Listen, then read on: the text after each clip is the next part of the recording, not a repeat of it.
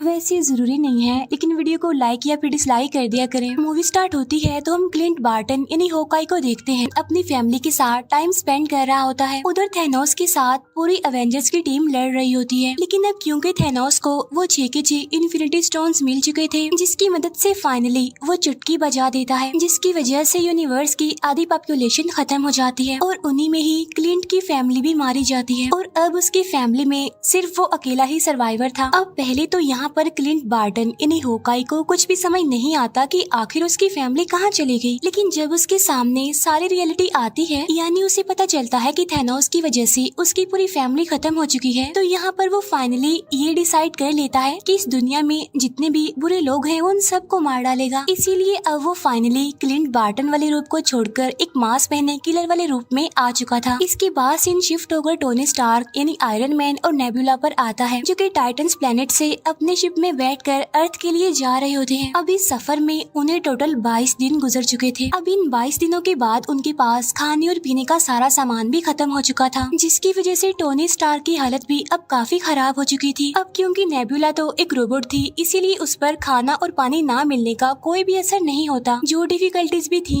वो सारी Tony Stark को ही फेस करनी पड़ रही थी। इसीलिए टोनी स्टार्क अब पूरी तरह से हिम्मत हार चुका था और तब वो मरने के लिए अपनी चेयर पर जाकर बैठ जाता है और अपनी मौत का इंतजार करता है। लेकिन ठीक उसी टाइम वहाँ पर एक मिरेकल हो जाता है, और वो ये कि उसके सामने आ जाती है कैरल डैनवर्स यानी कि कैप्टन मार्वल। अब जैसे ही कैरल को उनका शिप दिखाई देता है तो वो उनकी हेल्प करने के लिए आगे बढ़ती है। इसके बाद वो उनके शिप को अर्थ पर ले आती है, क्योंकि कैप्टन मार्वल भी बहुत ही ज्यादा इम्पोर्टेंट और पावरफुल कैरेक्टर है। फिर हमें दिखाया जाता है कि जब थैनोस ने इन्फिनिटी स्टोन्स मिलने पर चुटकी बजाई थी, तब सभी लोग राख में बदलकर खत्म हो रहे थे। लेकिन उसी टाइम निक फ्यूरी ने अपने डिवाइस से कैप्टन मार्वल को एक मैसेज भेजा था। तब उस मैसेज के मिलते ही कैप्टन मार्वल अर्थ की तरफ आने लगती है, लेकिन इसी दौरान उसे वहाँ पर टोनी स्टार का शिप दिखाई देता है, तो इसीलिए वो स्पेस शिप को भी अर्थ पर ले आती है। कैरल को अर्थ पर आने के बाद थैनोस के बारे में सारी इन्फॉर्मेशन मिल जाती है, और जब उसे ये पता चला कि थैनोस बहुत ज्यादा पावरफुल है, तो उसने सभी एवेंजर्स को एक आइडिया दिया कि हम क्यों ना सारे इन्फिनिटी स्टोन्स को जमा करें और वापिस से इसी टाइमलाइन में आकर उन सारे इन्फिनिटी स्टोन्स का यूज करें, जिससे होगा ये कि सारे मरे हुए लोग वापस आ जाएंगे और साथ साथ हम थैनोस का भी खेल खत्म कर सकेंगे। ठीक उसी टाइम पर उन्हें अपने सिस्टम से एक खास किस्म की इन्फॉर्मेशन मिलती है, जहाँ पर रॉकेट उन्हें बताता है कि जब थैनोस ने चुटकी बजाई थी तो पूरे यूनिवर्स में एक ऐसी वेव यानी लहर फैली थी जो कि आज से पहले कभी भी नहीं देखी गई, और बिल्कुल ऐसा ही 2 दिन पहले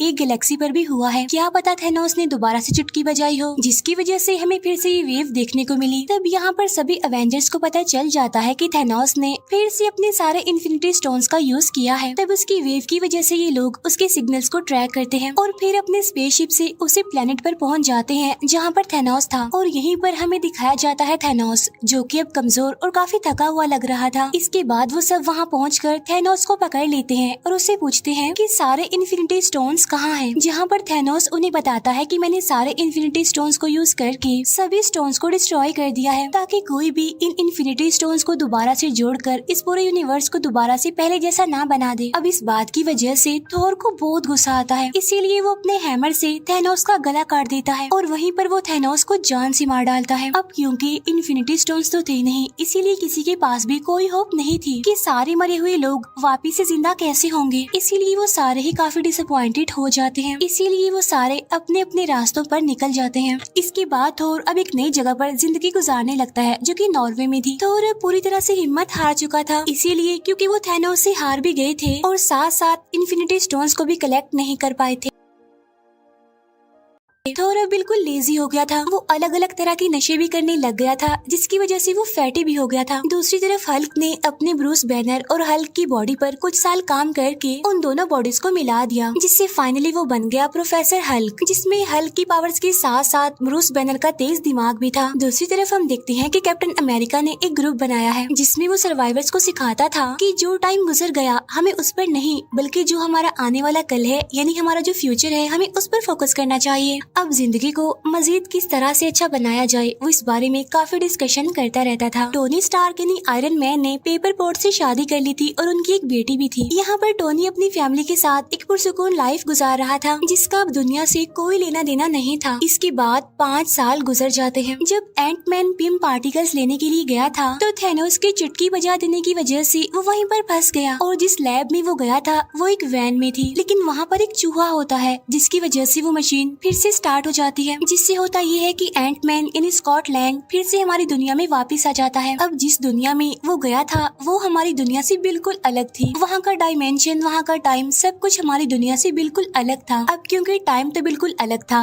तो इसलिए उस दुनिया में गुजारे गए 5 घंटे इस दुनिया के 5 सालों के बराबर थे। और जब थैनोस ने आधी पॉपुलेशन को खत्म कर दिया था तो उस इंसिडेंट को 5 साल गुजर गए थे, लेकिन उस दुनिया में सिर्फ 5 घंटे ही गुजरे थे। और जब स्कॉट लैंग उस दुनिया के 5 घंटे गुजार कर अपनी दुनिया में आता है तो वो देखता है कि सब कुछ बदल चुका है और उसकी बेटी भी 5 साल ज्यादा बड़ी हो गई थी। इस सारे सिचुएशन को जानने के बाद स्कॉट अपने फ्रेंड्स यानी अवेंजर्स के पास जाता है और वो उन्हें बताता है कि थैनोस की चुटकी बजाने के बाद इस इंसिडेंट को 5 साल गुजर गए हैं ना, लेकिन उस दुनिया में तो सिर्फ और सिर्फ 5 घंटे गुजरे हैं। स्कॉट यहाँ पर कैप्टन अमेरिका को बताता है कि अगर हम पिम पार्टिकल और उस दुनिया को यूज करना सीख जाएं तो हम 5 साल पीछे जाकर सभी होने वाले एक्सीडेंट्स और गलतियों को ठीक कर सकते हैं। तब उसकी इस बात पर स्टीव यानी कैप्टन अमेरिका एग्री करता है और अब एंट मैन, कैप्टन अमेरिका और ब्लैक विडो तीनों मिलकर हेल्प मांगने के लिए टोनी स्टार्क यानी आयरन मैन के पास जाते हैं, जहाँ पर टोनी अपनी फैमिली के साथ हिल स्टेशन पर रहता था। यहाँ पर वो लोग टोनी को अपने प्लान के बारे में बताते हैं कि अगर हम उस दुनिया को सही से यूज कर लें तो हम टाइम में पीछे जाकर सभी हादसों को ठीक कर सकते हैं और टाल सकते हैं। लेकिन टोनी स्टार्क जानता था कि इस काम में खतरा है और रिस्क है और अगर उसने ये काम कर दिया तो उसकी फैमिली भी खतरे में आ सकती है। तो इसीलिए टोनी स्टार्क उनसे ये काम करने के लिए साफ इनकार कर देता है, जिसकी वजह से वो लोग काफी डिसअपॉइंटेड होकर वहाँ से चले जाते हैं। अब क्योंकि टोनी ने तो उनकी हेल्प करने के लिए इनकार कर दिया था तो इसीलिए वो सीधा जाते हैं हल्क के पास, जो कि अब था प्रोफेसर हल्क। अब क्योंकि ब्रूस बैनर का दिमाग काफी तेज था इसीलिए वो लोगों की हेल्प करने के लिए एग्री हो जाता है। तो इसीलिए अब वो लग जाते हैं एक टाइम मशीन बनाने में, जहाँ पर एक्सपेरिमेंट्स करने के बाद उन्हें पता चलता है कि हल्क ने जो टाइम मशीन बनाई है वो ठीक तरीके से काम नहीं कर रही है। वो हमें उस टाइम पर नहीं ले जा रही जिस टाइम पर हमने जाना है। फिर हमें टोनी स्टार्क दिखाया जाता है जो कि अपने घर में जारविस के साथ टाइम मशीन पर काम कर रहा था, लेकिन तभी उसके कोड्स एकदम से एक्यूरेट हो जाते हैं जिससे फाइनली एक टाइम मशीन बन जाती है। और इसी वजह से टोनी स्टार्क को अपने डिसीजंस चेंज करने पड़ते हैं। पहले जहाँ पर वो ये सोच रहा था कि वो अपनी फैमिली को खतरे में नहीं डाल सकता, अपनी फैमिली को बचाएगा, तो वहाँ पर उसकी वाइफ पेपर पोर्ट्स आकर उसे समझाती है कि तुम हमारे लिए पूरी दुनिया को खतरे में नहीं डाल सकते, इसीलिए तुम हमारी फिक्र मत करो बल्कि पूरी दुनिया को बचाने की कोशिश करो और यही हमारे लिए खुशकिस्मती की बात होगी और एक गिफ्ट होगा। और तब टोनी अपनी वाइफ की बात मान लेता है और टाइम मशीन पर काम करना शुरू कर देता है। और इसके बाद वो सीधा पहुँच जाता है स्टीव यानी कैप्टन अमेरिका के पास, जहाँ पर वो उसके लिए उसी की वाइब्रेनियम से बनी शील्ड लेकर आता है। इसके बाद नताशा टोक्यो जाती है क्लिंट बार्टन को वापस लाने के लिए। वो उसे समझाने की कोशिश करती है कि एक नकाबपोश किलर बनकर लोगों को मारना तुम्हें सेटिस्फेक्शन नहीं दे सकता। तुम्हें सेटिस्फेक्शन तभी मिल सकती है जब तुम्हारी अपनी फैमिली तुम्हारी आंखों के सामने होगी और हम इसमें तुम्हारी हेल्प कर सकते हैं। इसके बाद रॉकेट और हल्क नॉर्वे पहुंचते हैं, जहां पर थॉर होता है। थॉर को देखकर ऐसा लग रहा था कि अब वो किसी भी काम का नहीं रहा, क्योंकि वो काफी लेजी होने के साथ साथ काफी फैटी हो गया था और अब उसका इन लड़ाइयों से कोई कनेक्शन नहीं रहा। लेकिन वो लोग उसे समझाते हैं और उसे कहते हैं कि अगर ये टाइम मशीन काम कर गई तो तुम थैनोस से अपना पुराना बदला ले सकती हो और साथ ही हम यूनिवर्स से खत्म हुए लोगों को दोबारा जिंदा भी कर सकते हैं। अब थॉर उनकी इस बात पर एग्री करता है और उनके साथ मिल जाता है और इसके साथ ही टाइम मशीन की टेस्टिंग स्टार्ट हो जाती है, जहाँ पर अवेंजर्स यानी सुपर हीरोज अलग अलग ग्रुप्स में अलग अलग टाइमलाइन के साथ अलग अलग जगहों पर जाने के लिए सेपरेट हो जाते हैं। इसके बाद हम देखते हैं कि Tony Stark, Hulk, Ant Man और कैप्टन अमेरिका 2012 के टाइम में पहुंच जाते हैं, जहाँ पर न्यूयॉर्क में वॉर चल रही थी। 2012 के टाइमलाइन के अकॉर्डिंग वहाँ पर 3 इन्फिनिटी स्टोन्स मौजूद थे, जिनमें एक था टाइम स्टोन, एक था स्पेस स्टोन और एक था माइंड स्टोन। माइंड स्टोन वही जो थैनोस ने खुद लोकी को दिया था। अब टोनी और एंट मैन स्पेस स्टोन को लेने के लिए अवेंजर्स टावर चले जाते हैं, लेकिन वहाँ जाकर एक गड़बड़ हो जाती है, जहाँ पर हल्क आकर उनका काम खराब कर देता है, क्योंकि उनके हाथ से स्पेस स्टोन निकल जाता है और स्पेस स्टोन को लोकी अपने साथ लेकर चला जाता है। दूसरी तरफ कैप्टन अमेरिका का सामना होता है स्टीव रॉजर यानी अगले कैप्टन अमेरिका से। यहाँ पर कुछ टाइम के लिए उन दोनों के बीच फाइट होने लगती है, लेकिन फाइनली लेटेस्ट वाला कैप्टन अमेरिका माइंड स्टोन को वहाँ से लेकर चला जाता है। इसके बाद हल्क टाइम स्टोन को लेने के लिए जाता है, लेकिन वहाँ पर टाइम स्टोन डॉक्टर स्ट्रेंज के पास नहीं बल्कि गुरु माँ के पास होता है। यहाँ पर हल्क गुरु माँ से टाइम स्टोन को मांगता है, जिस पर गुरु माँ उसे कहती है कि अगर मैंने तुम्हें टाइम स्टोन दे दिया तो इस पूरे यूनिवर्स में बहुत सारी टाइम लाइन्स बन जाएंगी, जिसकी वजह से हमारी टाइम लाइन बिगड़ जाएगी, जो कि मैं बिल्कुल भी होने नहीं दे सकती। तब यहाँ पर हल्क गुरु माँ को काफी समझाने की कोशिश करता है कि फ्यूचर में काफी बड़े बड़े हादसे होने वाले हैं, जिसके लिए मुझे इस टाइम स्टोन की बहुत जरूरत है, लेकिन स्टिल गुरु माँ उसकी बात नहीं मानती। तब यहाँ पर ब्रूस बैनर उसे कहता है कि अगर डॉक्टर स्ट्रेंज ने टाइम स्टोन थैनोस को दिया है तो उसके पीछे उसका कोई मास्टर प्लान जरूर छुपा होगा। अब गुरु माँ इस बात पर एग्री करती है और अब वो फाइनली टाइम स्टोन हल्क को दे देती है। अब यहाँ पर कैप्टन अमेरिका और हल्क ने माइंड स्टोन और टाइम स्टोन तो हासिल कर लिए थे, लेकिन टोनी स्टार्क और एंट मैन को अभी तक स्पेस स्टोन नहीं मिला था, जिसकी वजह से अब टोनी स्टार्क और कैप्टन अमेरिका ये डिसाइड करते हैं कि वो टाइम में और पीछे जाएंगे और वहाँ जाकर वो स्पेस स्टोन को हासिल करने की कोशिश करेंगे। और इसके बाद वो दोनों पहुँच जाते हैं सीधा 1970 के टाइम लाइन में, जहाँ पर हम टोनी स्टार्क के फादर को देखते हैं। यहाँ पर टोनी अपने फादर से मिलकर काफी खुश होता है, साथ साथ वो वहाँ से स्पेस स्टोन हासिल करने में भी कामयाब हो जाता है। लेकिन अब क्योंकि कैप्टन अमेरिका भी वहाँ पर मौजूद होता है तो इसीलिए वहाँ पर उसे पिम पार्टिकल्स भी नजर आ जाते हैं, तो इसीलिए वो पिम पार्टिकल्स को भी लेकर अपने रियल वाले टाइम लाइन में आ जाते हैं वापस। इसके बाद थॉर और रॉकेट पहुँच जाते हैं 2013 के टाइम लाइन में, जहाँ पर उन्होंने रियलिटी स्टोन लेना था जो कि जेन फॉस्टर की बॉडी में था, तो इसीलिए वो दोनों जेन फॉस्टर के लोकेशन पर चले जाते हैं। वहाँ पर जाकर थॉर अपनी मदर से मिलता है। यहाँ पर वो अपनी मदर को सारी बात समझाने की कोशिश करता है। अब क्योंकि थॉर की मदर एक जादूगरनी थी, इसीलिए वो फ्यूचर देखकर थॉर की सारी डिफिकल्टीज समझ चुकी थी और इसीलिए वो थॉर को समझाने की कोशिश करती है कि तुम्हें परेशान होने की कोई जरूरत नहीं है, क्योंकि जो कुछ भी होगा अच्छा होगा। और ठीक उसी टाइम पर थॉर अपना हाथ आगे करता है, जहाँ पर उसका हैमर भी अब उसके पास आ चुका था। वही रॉकेट भी जेन फॉस्टर की बॉडी से रियलिटी स्टोन हासिल करने में कामयाब हो गया था, इसीलिए वो दोनों वापिस से अपनी टाइम लाइन में आ जाते हैं। इसके बाद हमें दिखाए जाते हैं क्लिंट बार्टन यानी हॉकाई और ब्लैक विडो, जो कि 2014 के टाइम लाइन में आते हैं और यहाँ पर वो सोल स्टोन हासिल करने के लिए आए थे, जहाँ पर वो मिलते हैं रेड स्कल से। यहाँ पर रेड स्कल सोल स्टोन के लिए उन्हें बताता है कि ये स्टोन हमेशा सोल के बदले सोल मांगता है और अगर तुम सोल स्टोन को पाना चाहते हो तो तुम्हें एक सोल को सेक्रीफाइस करना पड़ेगा। अब यहाँ पर वो दोनों समझ जाते हैं कि अगर उन दोनों में से कोई एक खुद को सेक्रीफाइस नहीं करेगा तो वो सोल स्टोन हासिल नहीं कर सकेंगे। अब यहाँ पर वो दोनों एक दूसरे को बचाने के लिए अपनी ही जान सेक्रीफाइस करने के लिए भी तैयार थे